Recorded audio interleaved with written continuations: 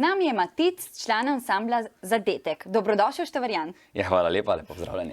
Vi ste bili zadnji zmagovalci Števarjanskega festivala, njegove 49. izvedbe, torej leta 2019.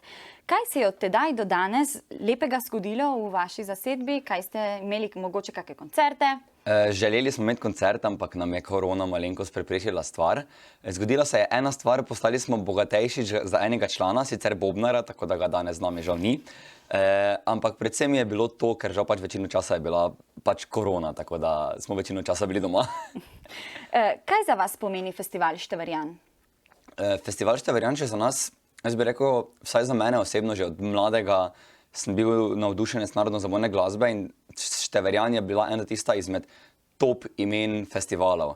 In mi resnično, že ko smo bili tukaj samo enkrat, torej leta 2019, in moram reči, da smo se naravnost odlično počutili med vami, med ekipo, z ansambli, tako da resno nam ogromno pomeni, pa res je fajn, no, da mi smo komaj čakali, da prijemo spet nazaj.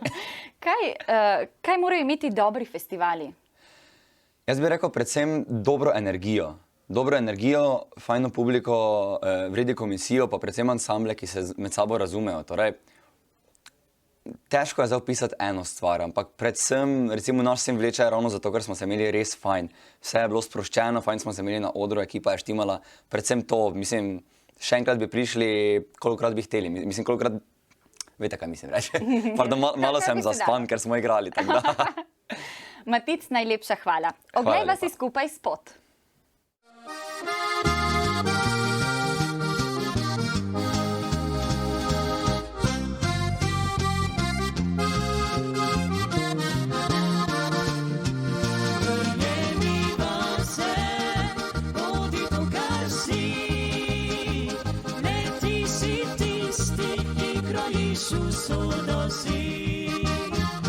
Leti si tisti, ki krojiš usodo.